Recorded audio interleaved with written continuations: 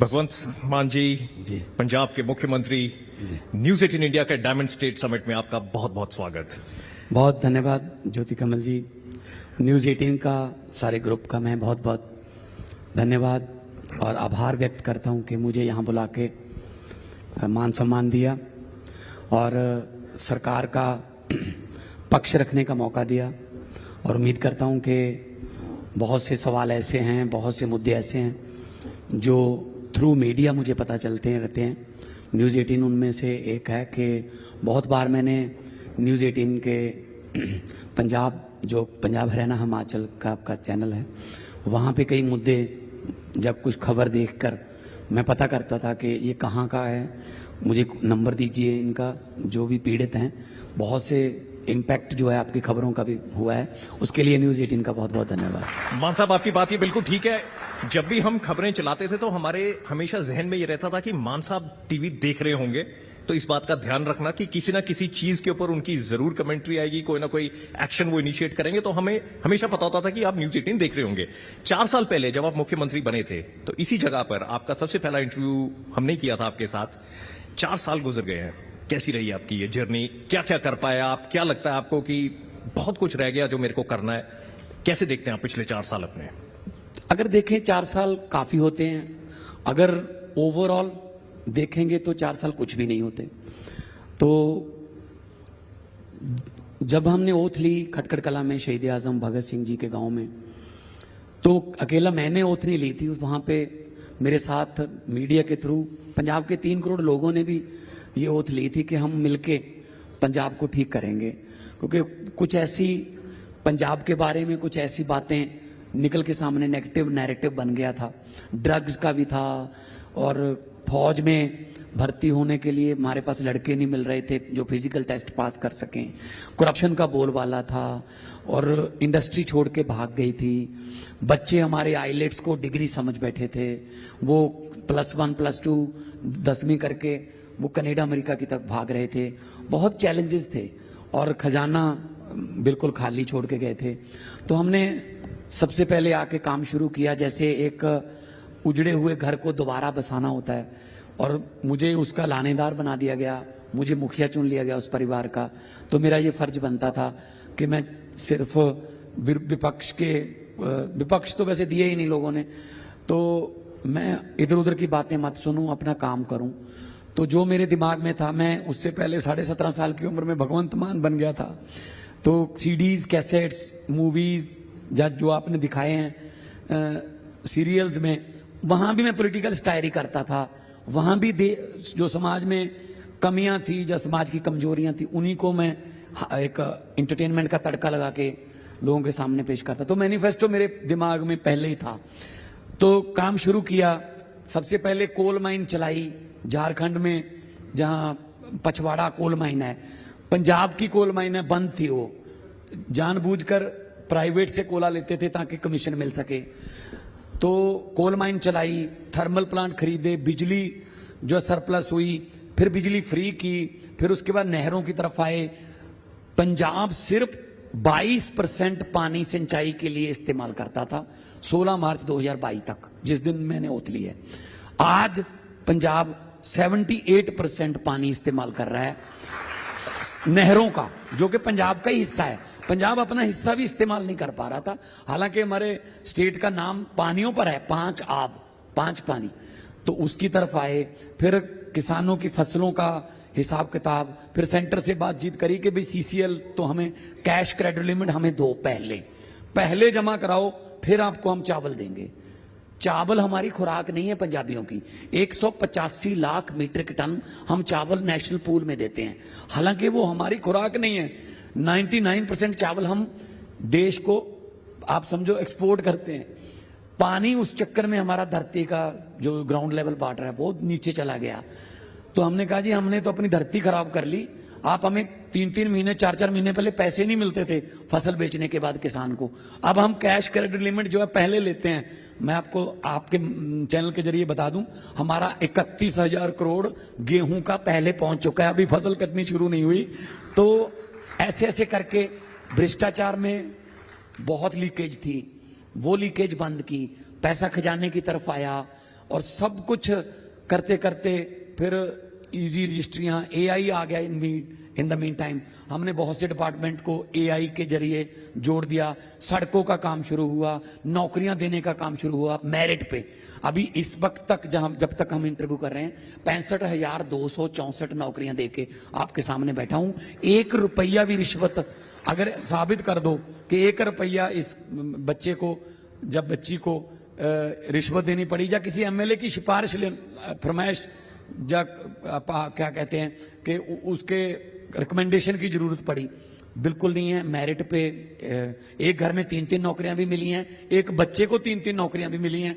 पहले वो पटवारी बन गया, फिर उसने एसडीओ का पेपर क्लियर कर लिया, फिर वो डीएसपी बन गया। मतलब अब मौके ही मौके मिल रहे हैं। मुझे लगता है 4 साल में गाड़ी जो है, जो पटड़ी से उतर चुकी थी, वो पटड़ी पे भी आ गई और उसकी स्पीड भी थोड़ी अब नजर आने लगी है।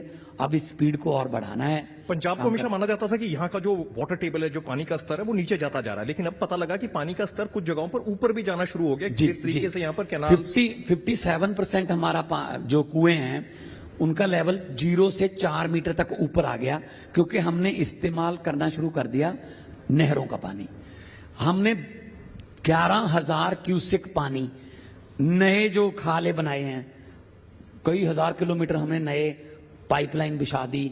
जब पुरानी जो कस्सियां बोलते हैं पंजाबी में, वो बंद पड़ी थी, उनको चला दिया। 11,000 क्यूसेक पानी हमने पंजाब की जमीन, पंजाब के खेतों तक पहुंचा दिया।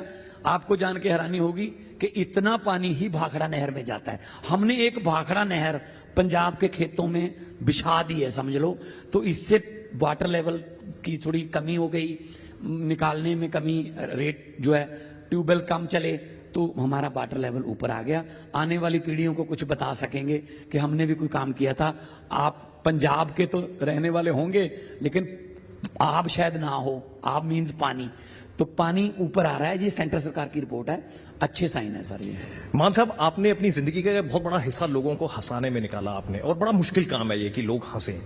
लेकिन उसके बाद आपको ये लगा कि अब मेरे को कुछ बड़ा बदलाव लाना चाहिए, क्योंकि आप कई चीजें देखते थे, आपने उसके बारे में पहले भी जिक्र किया कि आपको लगा कि कुछ बड़ा पंजाब में बदलाव चाहिए। मुख्यमंत्री की कोठी के सामने से जब भी आप गुजरते थे, आप जिसको कहते हैं ना मैनिफेस्टेशन, कि मैं यहां पर आऊंगा, इस कोठी में मैं आऊंगा, आप वहां पर गार्ड से जाकर बात करते थे कि यहां पर अंदर कौन रहते हैं, और आपको कुछ जवाब मिलते थे वहां पर। जरा बताएं उस बारे में कि ये जो मैनिफेस्टेशन वाली बात थी कि इस कोठी में मैं आऊंगा, बार बार जो आप चक्कर काट रहे थे वहां के, अब आप उस कोठी में हैं, कैसे हुआ ये? काम तो आज भी मैं लोगों को खुश करने का ही कर रहा हूं। जब भी महिलाओं को 1,000 रुपया, जब 1,500 रुपये की स्कीम, 10 लाख का हर परिवार का जीवन बीमा, सेहत का बीमा कर रहे हैं तो लोग खुश हो जाते हैं। काम तो अभी भी खुश होने का ही कर रहा हूं। जब किसी टोल प्लाजे को बंद कर देते हैं, वहां से गुजरने वाले लोगों के पैसे बच जाते हैं, काम तो आज भी खुशी वाले कर रहा हूं। विरोधियों के लिए ज्यादा खुशी नहीं है, उनको रुलाने का काम कर रहा हूं। उनको मैं देख रहा हूं, स्टेजों पर देखता हूं, मेरे पास वीडियो आ जाते हैं। कोई 12-5 हड़ताली कह रहा है, कोई कह रहा है मैं पता नहीं मेरी कुर्सी बचेगी या नहीं बचेगी। वो थोड़ा दिक्कत में है, लेकिन हाँ, उनके लिए भी 10 लाख का बीमा जो है, उसमें मेंटल हेल्थ का भी इलाज है, वो भी हम करवाएंगे। उनको भी खुश करेंगे, उनको भी खुश करेंगे। मेरा मकसद मैं पहले ही बना चुका था। जब मैं आर्टिस्ट था, मैं मोहाली में रहता था, तो जब भी टाइम मिलता था इधर को गाड़ी आती थी।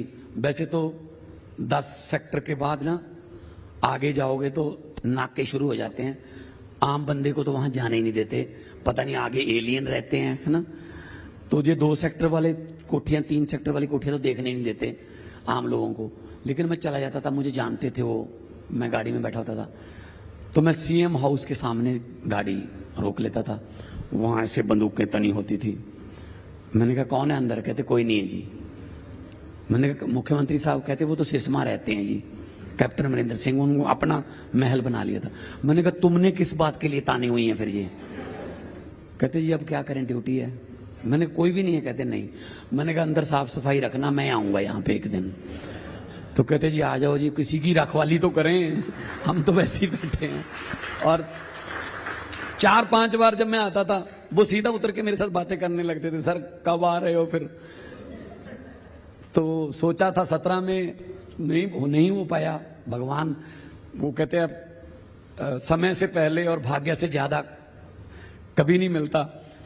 तो 22 में फिर जब ओथ सेरेमनी हुई, उसके बाद जब ये घर खाली हुआ, जब मैं आया तो वही लड़के मुझे मिले, मिठाई का डिब्बा लेके, कहते जी आप तो पहले ही आना चाहते थे यहाँ।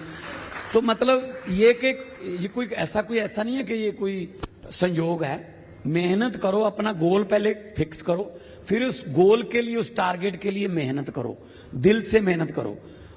किसी भी सक्सेसफुल आदमी की आप बायोग्राफी पढ़ लो, हार्ड वर्क जो है सबसे शॉर्टेस्ट वे है वहां।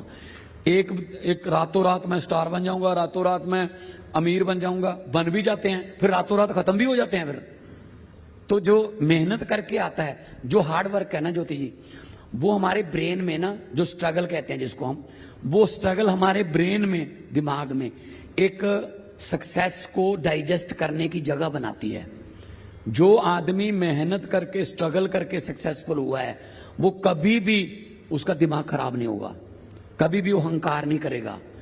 जो आदमी को रातों रात फेम मिल जाता है, कोई तुक्का लग जाता है, वो आदमी का फिर हम कहते हैं ना यार, वो जब से यार स्टार बना है, वो बंदे को बंदा नहीं समझता यार, उसका दिमाग खराब हो गया। दिमाग खराब हो गया क्या? सक्सेस सर से बाहर आने लगती है, सक्सेस के लिए जगह नहीं बनी होती, स्ट्रगल नहीं की होती। इसीलिए मैं कहता हूं कि जो पहाड़ों वाले स्कूलों में पढ़े हैं ना, सुखबीर बादल है और ये अपना प्रताप बाजवा पीपीएस में पढ़ा है, कोई बाईपीएस में पढ़ा है, मैं स्कूलों को कोई ऐसा दोष नहीं दे रहा हूं, लेकिन ये ऐसे ही हैं बस। मैं सरकारियन हूं, मैं सरकारी स्कूल में पढ़ा हूं, और सरकारी स्कूल जो है ना, वो पर्सनैलिटी डेवलपमेंट का काम बहुत अच्छा करते हैं। सरकारी स्कूल सबसे बड़ा काम करता है, डिसीजन मेकिंग पावर आप में सरकारी स्कूल में पढ़ के आ सकती है। कैसे बताऊं? घर से स्कूल के लिए चले, रास्ते में यह फैसला करना होता है कि घर से तो निकल गए, स्कूल जाना है या ना। क्योंकि प्राइवेट में तो घर पे फोन आ जाता है, आपका बच्चा आज आया नहीं। सरकारी में कौन फोन करता है, आए आए बच्चा, ना आए ना आए। फिर क्लास में चले गए, वहां डिसीजन लेना पड़ता है, भागना आधी छुट्टी के समय है या पूरी छुट्टी के समय है। फिर सरकारी स्कूल में राजनीति भी सीखता है बंदा, अकेले भागें या 5-10 का ग्रुप बना लें, 5-10 साथ में लेके जाने हैं या कैसे करना है, किसके साथ मिलके खेलना है। फिर उसके बाद ये डिसीजन भी लेना पड़ता है, जो बाहर लड़ाई होगी वो किधर से वो भाग सकते हैं, अगर वो हम पर हावी हो गए हम किधर से भाग सकते हैं।